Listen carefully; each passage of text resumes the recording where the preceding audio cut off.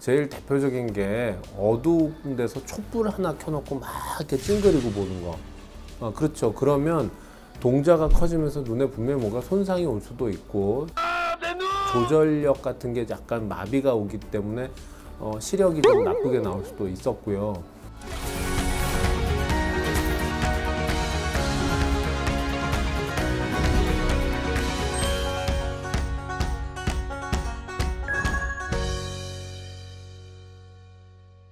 약간 무거운 주제 한번 말씀드려 보려고 하는데요. 아직도 가끔씩 저한테 물어보는 환자들도 있기 때문에 눈 때문에 이제 군대 안 가거나 못 가거나 하는 이유에 대한 거 좀 더 솔직하게 말씀드리면 눈 수술 받기 전에 와서 꼭 가끔 질문하는 친구들이 있어요.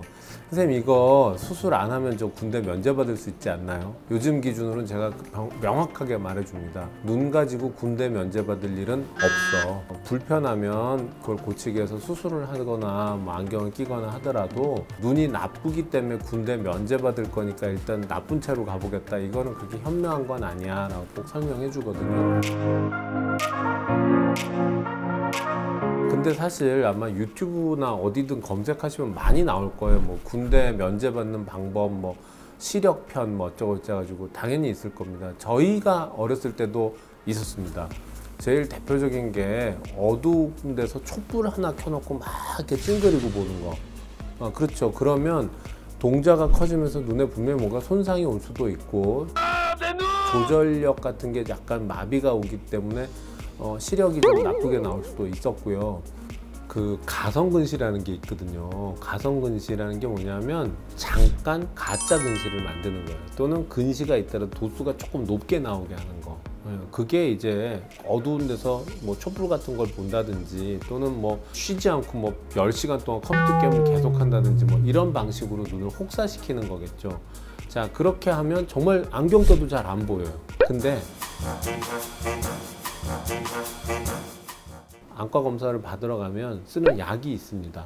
그런 어떤 가짜의 조건을 제거하는, 그래서 그 안약을 넣고 그러면 조절 마비 상태가 되거든요. 내가 어떤 도수가 있는지가 그대로 드러나는 그 상태에서 검사를 합니다. 그렇기 때문에 조절 마비 검사를 하면 가성근시라든지 뭐 아니면 뭐 촛불 보고 눈을 일부러 나쁘게 되는 이런 다 들켜요. 그러니까 그런 거는 아예 생각을 안 하시는 게 바람직합니다.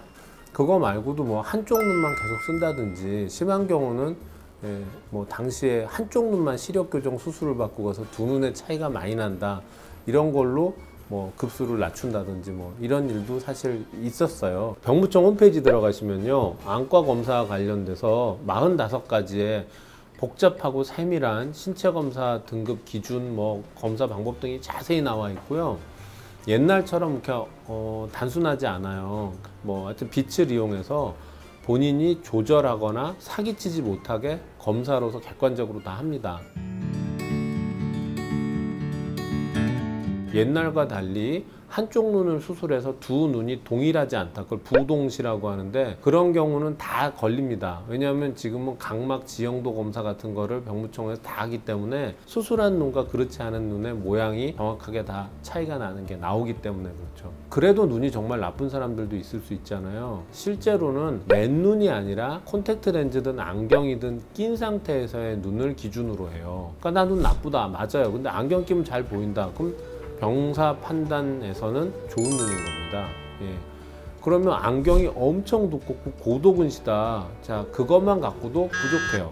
고도근시지만 안경 끼면 1.0이다 그러면 안경 끼고 군생활 하면 되는 거고, 뭐 눈이 나쁘면 그러면 눈을 별로 혹사하지 않는 그런 보직을 맡으면 되는 거기 때문에 병력자원 관리 차원에서 충분히 배정을 그렇게 하면 되는 거거든요.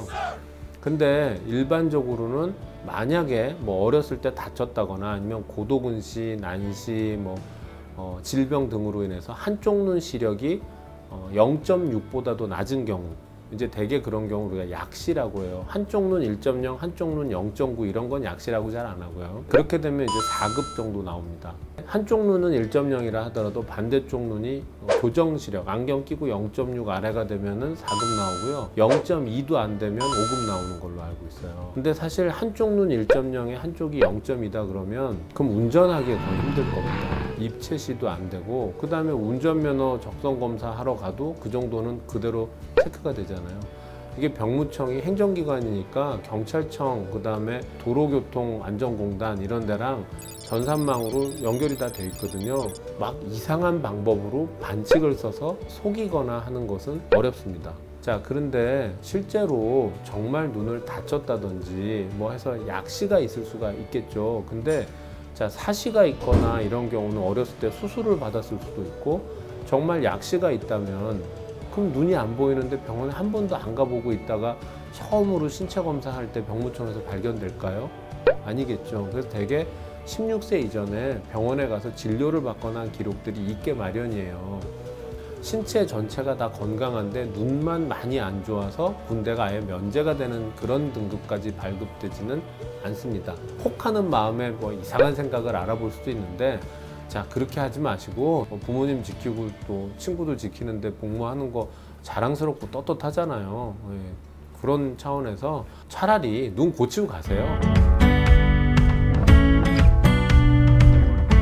입대를 앞두고 이제 수술 받으려고 많이 오시는데, 아이 뭐 이뻐요. 비용이라도 좀 더 이렇게 할인해 주고 싶어요. 저희 아들도 육군 병장으로 만기제도 잘 했으니까 당연히 그런 마음 드는데, 너무 임박해서 오지 마세요. 다음 주에 입대해요. 그러면 자, 수술은 어떻게든 빨리 낫는 방법으로 해야만 하는 어떤 한계가 생기잖아요. 그리고 이 친구가 가서 과연 훈련소에서 별탈이 없을지 하는 것도 걱정도 되잖아요. 입영 날짜 같은 것도 요즘은 다 미리 신청하고 그럴 수 있으니까 마지막 눈 수술을 뭐 받을 수 있는 날 이런 거를 좀 여유 있게, 그래도 한 2-3주 정도 전에 이렇게 잡아서 검사를 받으시면 더 좋을 것 같습니다. 여러분한테 좋은 정보가 되었다면 또 역시 좋아요 눌러주시면 감사하겠습니다. 안과의사 김용입니다. 사실 또 이 우리나라의 이 뿌듯한 대한민국의 자랑, 해병대 복무하는 친구들이 휴가 중에 쪼개가지고 수술을 받으러 옵니다.